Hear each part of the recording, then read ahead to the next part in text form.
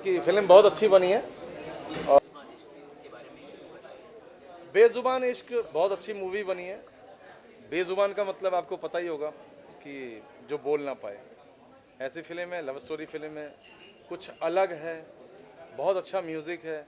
और जसवंत सर जिन्होंने डायरेक्ट की है, कमाल की फिल्में बनाई हैं उन्होंने अपनी लाइफ के अंदर में। 58 फिल्में हैं गुजराती में, सब अवार्ड विनर हैं और इनकी फर्स्ट फिल्म आ रही है। और मैं उनसे जुड़ा हूँ क्योंकि वो खुद बहुत अच्छे इंसान हैं, बहुत हम्बल हैं, स्पिरिचुअल हैं और मेरा उनके साथ बहुत बनता है। और इस फिल्म के अंदर में मेरे 2 गाने हैं, एक डुएट सॉन्ग है, वही सोलो गाना है। और बहुत खूबसूरत पोइट्री जसवंत सर ने लिखा है, म्यूज़िक रूपेश वर्मा ने किया है।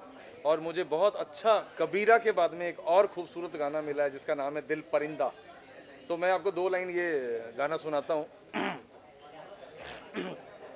जितना प्यार आपने कबीरा से दिया है, मुझे लगता है कहीं ज़्यादा आप इस गाने से मुझे देने वाले हैं प्यार। तो 2 लाइन आपको सुनाता हूँ।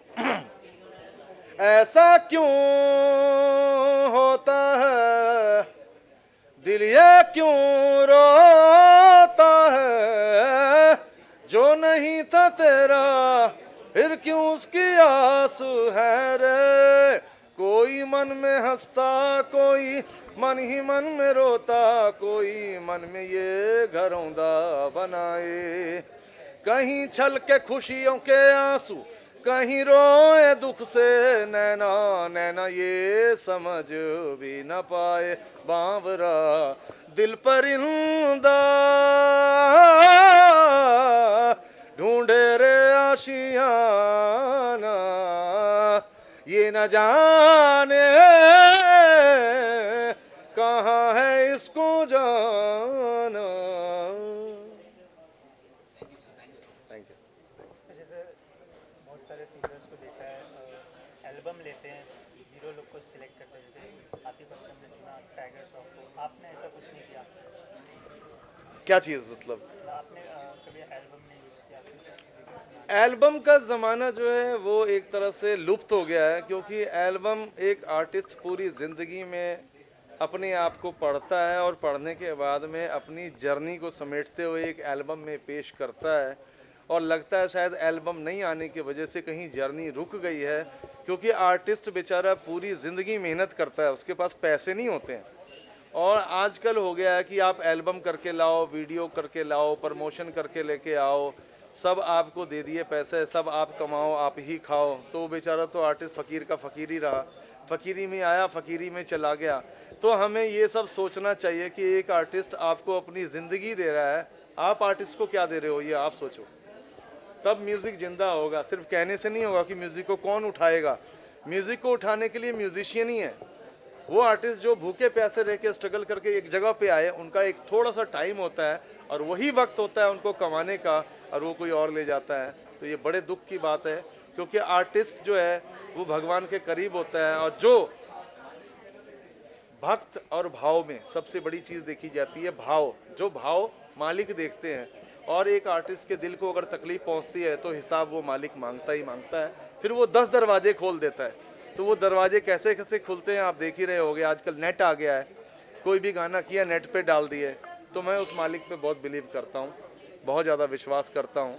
तो ऐसे ही आर्टिस्टों का जीवन है, सादगी भरा जीवन है, लेकिन इस सादगी में अगर सारे लोग जुड़ जाएं तो सबका भला हो जाएगा। Thank you. सर, आपको थोड़ा नेचर से मतलब लगाव है, तो आने वाले सालों में कहीं मिलेगा आपका नेचर के ऊपर गाना? बिल्कुल, अभी मैं नेचर पे एक गाना किया हूँ, जो बेचारे भूकंप में लोग मर गए हैं, और आप वो गाना नेट पे देख सकते हैं, रूह कंब दी अर्थक्वेक करके है। और म्यूज़िक जो है मेरे बैंड ने किया है, बैंड ऑफ बंदगी ने। तो ऐसे ही आपको एक जल्दी और बहुत तगड़ा मैसेज देने वाला हूँ। बहुत सारे लोग जुड़े हुए हैं, बैंड ऑफ बंदगी बहुत बड़ी एम्पायर है, और आज के टाइम में 2 से 2.5 लाख लोग मेरे साथ जुड़े हुए हैं बैंड ऑफ बंदगी में। और धीरे धीरे सब अपना काम कर रहे हैं। आने वाले टाइम में सबको पता लगेगा कि बैंड ऑफ बंदगी सिर्फ मेरी नहीं है, और जो बैंड ऑफ बंदगी में जुड़ा है उन सब की भी बंदगी है। पर वो धीरे धीरे मैं आपको पत्ते खोलूँगा कि वो पत्ता क्या है। सर, बहुत सारे सिंगर रियलिटी शो कर रहे हैं। हाँ जी, बहुत बड़े बड़े सिंगर सारे गाँव पर, हाँ जी। ऐसा मौका नहीं मिला सर? मैं अपना जो मैसेज लेकर के आया हूँ बचपन से, मैं उस मैसेज पे ज़्यादा वक्त दे रहा हूँ, क्योंकि 8 से 10 घंटे मेडिटेशन करना, फिर रियाज़ करना, फिर शोज़ करने, फिर रिकॉर्डिंग्स करने, बहुत सारे काम को मैं बैलेंस करके चल रहा हूँ, फिर इतने सारे लोग मेरे साथ जुड़े हुए मैसेज में, उनके साथ बात करना है, इतना बिजी होते हुए भी मैं टाइम निकालता हूँ। अगर मेरे को रियलिटी शो वाले एज ए जजमेंट के लिए बुलाते हैं कुछ नई चीज़ सुनने को, तो उनको इतिहास बताऊँगा, 800 साल पुराना इतिहास, कि वो म्यूज़िक और आज की म्यूज़िक में फ़र्क क्या है, वो पोइट्री क्या कहती है, कुछ नई चीज़ें आने वाली जनरेशन को सीखने को मिलेगी। वो स्क्रिप्ट नहीं होगी, क्योंकि वो स्क्रिप्ट उसने बनाई थी, और मैं चाहूँगा बुलाएंगे तो मैं उसकी स्क्रिप्ट बताऊँगा, ताकि जो बच्चे हमारे म्यूज़िक नहीं सीख पा रहे हैं उनके लिए भी लेसन होगा, और जो रियलिटी शो में आ रहे हैं उनके लिए भी लेसन होगा, और उसके बाद शायद वो और मेहनत करें। इसी पे मैं काम कर रहा हूँ। बेजुबान इश्क का जो गाना आपको मिला, कैसे मिला? रुपेश जिसने म्यूज़िक किया वो मेरा स्ट्रगल का दोस्त है, छोटे भाई की तरह है, और 8-9 साल पहले ही उसने मेरे को ये बात बोली थी कि पाजी जिस दिन मैं फर्स्ट मूवी करूँगा मेरा एक गाना आप ज़रूर गाओगे जो मेरे मतलब का होगा, और उसने वादा निभाया है। मैं उसका शुक्रिया अदा करता हूँ। Thank you. मिट्टी डांस नंबर कम कम। अरे भाई अरे ये दो ना, नहीं होगा।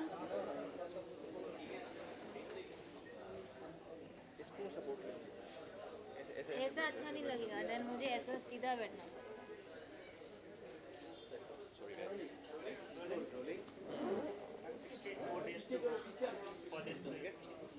एक्साइटेड और nervous? I am very nervous, बहुत नर्वस हूँ, क्योंकि मेरे हिसाब से रीलॉन्च मुझे ज़्यादा प्रेशर दे रहा है। जब लकी लॉन्च होने वाला था तब वो टाइम पे टेंशन ही नहीं था, एंड अब भी शायद बड़ी हो गई हूँ इसके लिए, पर मैं बहुत नर्वस हूँ, और एक्साइटमेंट तब होगा तब जब फिल्म अप्रिशिएट हो जाएगा। So yes, for now very very nervous, I am very excited. Because आपका डेब्यू है। मेरा डेब्यू है। I am nervous also but I am more excited because I know the film will do well. I know that film is very beautiful, बहुत अच्छी बनी है, बहुत प्यार से बनी है। एंड बेजुबान इश्क जो हमारी फिल्म है 26 जून को रिलीज़ हो रही है, ये फिल्म है सच्चे प्यार की, दैट सच्चा वाला ट्रू लव। ये वो प्यार है जो दो सोल्स को होता है, दो इंसानों को नहीं, और वो एक दूसरे के लिए ज़िंदगी भर जीते हैं। ये इतनी प्यारी कहानी है, इसका म्यूज़िक इतना अच्छा है कि जब आप सुनेंगे इस म्यूज़िक को आप उसको बार बार सुनेंगे, आप उसको ज़िंदगी भर सुनेंगे। ये गाना इतने अच्छे हैं इस फिल्म। So I am very excited and I am very happy and I feel lucky that I am getting my first solo launch with Bezubaan Ishq. आपके कोस्टार ने लकी की बात की, तो वो जो सफ़र था और ये रीलॉन्च आपने जैसे अभी कहा कि वो किस तरह से डिफिकल्ट रहा? यू नो व्हाट, पता नहीं, बहुत ही अजीब है जब लकी का अग्रीमेंट साइनिंग, या एक लड़की को जब फर्स्ट टाइम अगर वो फिल्म कर रही है, वो भी सलमान खान के साथ कर रही है, वो जो टेंशन होता है, वो नर्वसनेस होता है, जो गूज़बम्स अंदर होते हैं, वो थे ही नहीं। मेरी जो फर्स्ट शॉट लकी में जो था, सुनजरा का जो लेटी हुई थी बेहोश, वो मेरा फर्स्ट शॉट था, और आई डोंट नो, मैं बिल्कुल नर्वस नहीं थी। एंड अभी मैं सोचती हूँ कि मैं नर्वस क्यों नहीं थी। तो अभी मुझे ये मतलब जो अपने आप को रीज़न देती हूँ वो, क्योंकि मुझे कभी एक्ट्रेस नहीं बनना था, तो शायद इसके लिए नर्वस नहीं थी, क्या लोग सोचेंगे नहीं सोचेंगे। सो अभी एक्ट्रेस हूँ, एंड आई नीड टू, वो जो प्रेशर है कि अभी प्रूव करना है, I have to prove myself as an actor, वो अभी है। So I just feel that ये जो फीलिंग्स अभी है वो तब होना चाहिए था, but it's never too late. And बहुत ही कम एक्टर्स गायब होके वापस आते हैं। I been actually lucky that मुझे सेकंड अपॉर्चुनिटी मिला है। निशांत, अभी आपका ये बेजुबान इश्क, अभी ये सोलो में हमारा डेब्यू कर रहे हैं आप, और इसके बारे में ये आपके लिए उसके लिए बहुत ढेर सारी शुभकामनाएं। शुक्रिया। और इसमें आपका जो सॉन्ग अभी आया है बहुत बहुत पॉपुलर हो रहा है, और इसके बाद अभी पता चला सेकंड कि आप शूट कर रहे हैं जी के, तो इसके बारे में, इस प्रोजेक्ट के बाद डायरेक्ट आपने कितने प्रोजेक्ट आएंगे लगे? देखिए, विक्रम भट्ट जी की हॉरर स्टोरी के बाद मुझे 4 अच्छी फिल्में मिली। पहली फिल्म बेजुबान इश्क रिलीज़ हो रही है 26 जून को। उसके बाद मैंने एक फ़िल्म करी मिस्टर नरेश मल्होत्रा के साथ, इट्स कॉल्ड इश्क ने क्रेज़ी किया रे, ये सितंबर में रिलीज़ है। फिर एक फ़िल्म थी लव ट्रेनिंग, जिसमें मैं एक लव गुरु प्ले करता हूँ शक्ति कपूर और राजपाल यादव को। That's a very very nice comedy film. And there is one more film called single चल रहा हूँ, directed by Sai Kabir, the director of Revolver Rani. So luckily मुझे अच्छे लोगों के साथ काम करने का मौका मिला है। मैंने जो टीवी के बाद ब्रेक लिया 4 साल का, जिसमें मैंने मेहनत करी, जिसमें मैंने अपनी कोशिश को नाकाम नहीं होने दिया, अपनी उम्मीदों को कहीं जाने नहीं दिया। I kept up the hopes, और मैंने बिलीव किया कि एक ना एक दिन जो मैं चाहता हूँ, जो मैं अपनी जगह बनाना चाहता हूँ इंडस्ट्री के अंदर, वो मुझे जगह मिल जाएगी। एंड आई थिंक अब उस ड्रीम की जो शुरुआत थी, वो अब उसको एक गोल मिल रहा है, अब वो फाइनली अपनी एक डेस्टिनेशन पे पहुंच रहा है। सो लकीली आई थिंक बेजुबा इश्क से जो शुरुआत हो रही है वो हमेशा ऊपर जाएगी, वो हमेशा एक अच्छी फिल्मों के साथ मुझे ऑडियंस को रीच करने का मौका मिलेगा। निशांत, आप इस फिल्म में रही बात 2 हीरोइन दिख रही हैं, तो क्या इसमें बेजुबान इश्क आप दोनों हीरोइन के साथ आप इसमें प्ले कर रहे हैं? नहीं, देखिए बेजुबा इश्क का जो कॉन्सेप्ट है, इश्क एक ऐसी चीज़ है जो इतनी ज़्यादा गहरी होती है कि उसको आप शब्दों में बयां नहीं कर सकते। बेजुबा इश्क मेरा फिल्म में जो है वो मैं शब्दों में उसको नहीं समझा सकता हूँ किसी को। और जो कैरेक्टर है मेरा फिल्म के अंदर, वो जब प्यार करता है तो पूरे दिल से करता है। अगर दोस्त से करता है तो जान से दोस्ती करता है, प्यार करता है तो जान से प्यार करता है पूरा। तो फिल्म में जो दोनों हीरोइंस हैं हमारी, मुक्ता एंड स्नेहा, उन दोनों के साथ मेरा जो प्यार है वो अलग अलग तरीके का प्यार है। एक के साथ मेरा दिल से जो रिश्ता है दोस्ती का, मैं वो निभा रहा हूँ, और एक से जिससे मैं इश्क करता हूँ, मोहब्बत करता हूँ, मैं वो निभाना चाहता हूँ। फिल्म का ये हमारा कॉन्फ्लिक्ट है कि कहीं ना कहीं जाके लाइफ में हमको डिफ़िकल्ट चॉइसेस लेनी पड़ती हैं, जहाँ हमें सैक्रिफाइसेस करने पड़ते हैं। तो किसका इश्क ज़्यादा बड़ा था, किसने सैक्रिफाइस किया, और किसका इश्क साकार हुआ, किसका नहीं हुआ, दैट इज़ बेजुबान इश्क। स्नेहा, आप ये बात करें तो लकी आ रही है, तो फिर इतनी गैप के बाद में फिर एक्टिंग करने का क्या प्रिपरेशन था, फिर कैसे? एक्चुअली मैं बॉलीवुड से गायब थी, पर मैं एक्टिंग से गायब नहीं थी।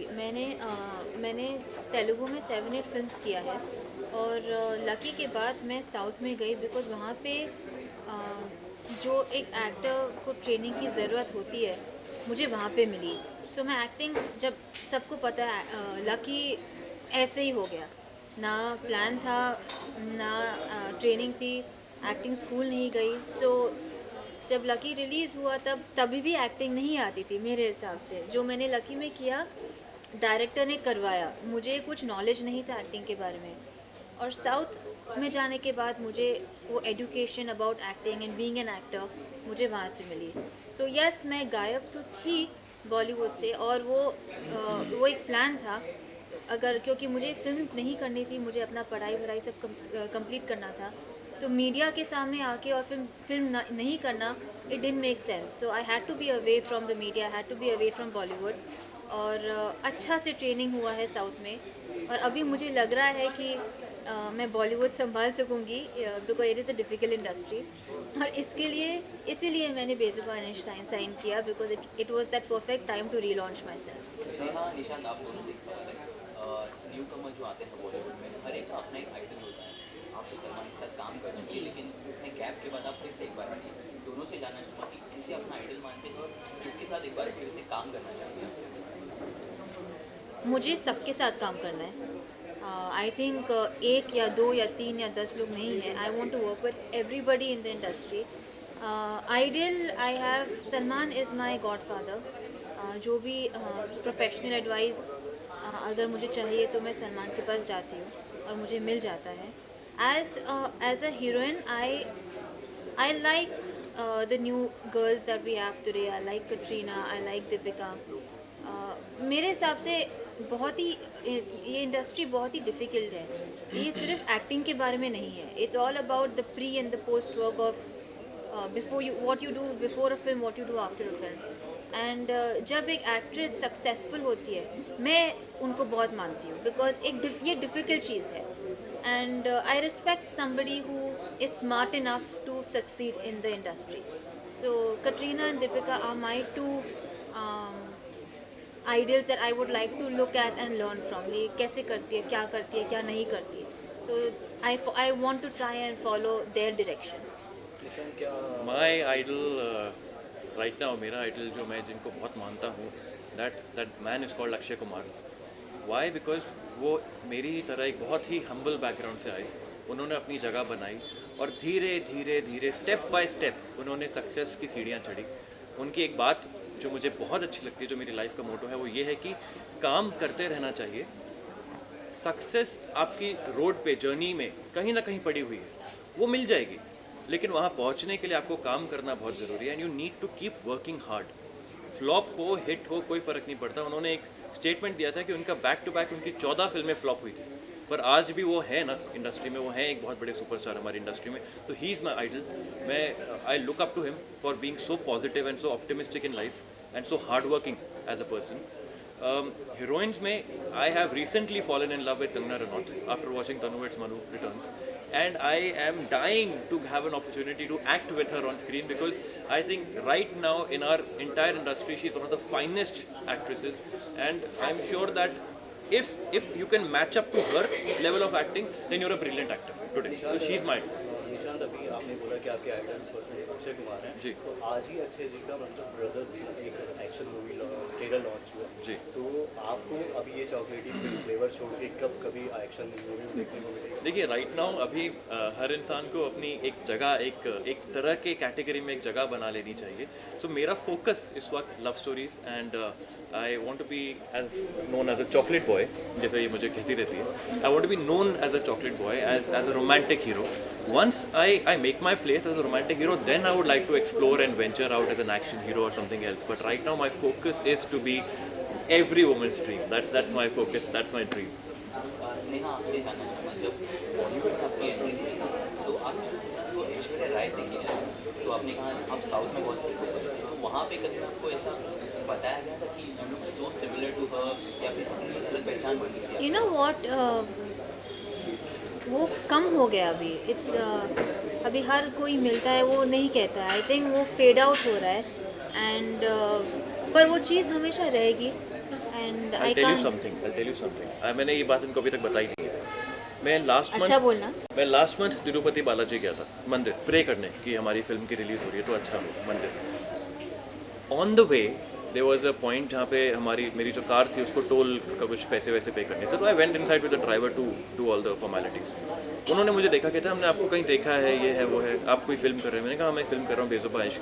कि दिखाई। I just showed them a picture, ये स्नेहा लाल? मैंने कहा हाँ स्नेहा लाल। अरे वो ऐश्वर्या। मैंने कहा हाँ। तो you are still the most beautiful girl down south known, and you are still remembered and everybody loves you down there. इनको पसंद नहीं होता है जब लोग ऐश्वर्या करते रहते हैं। बट It is- खुशी हुई ना जान के कि It's मतलब actually very एक sweet एक because- टोल पे एक पुलिस वाले ने इसको मतलब they have such remembering, they remember Sneha Ullal, they know Sneha Ullal, you know they just know her by face, and so yeah even down south people still have that love for you. अभी I वापस 5-6 films हो जाने दो। I think वो खुद ही वो fade out हो जाएगा।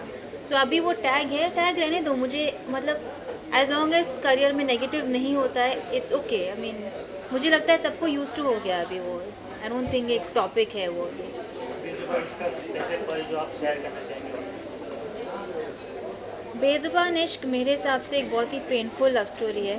अगर आपका ऑफ कोर्स आप सबका कहाँ पे तो दिल टूटा होगा, कोई किसी ना लड़की या लड़का ने तोड़ा होगा, तो आप बेजुबान इश्क वो लव स्टोरी के लिए आप ये फिल्म देखिए। देखिए, अगर आपने लाइफ में कभी इश्क किया है, कभी मोहब्बत करी है, तो ये फिल्म आप देखिए, आपको अपनी मोहब्बत याद आएगी, यू विल रिमेंबर इट। और अगर आपको प्यार नहीं हुआ, इश्क नहीं हुआ कभी, तो ये फिल्म देख के सीखिए कि इश्क क्या होता है, मोहब्बत क्या होती है, और आप जिससे भी करना चाहते हैं उसको पूरे दिल से मोहब्बत और इश्क कीजिएगा इस फिल्म देखने के बाद। Thank you so thank you. Much. Wish you all the best. Thank you. Thank you.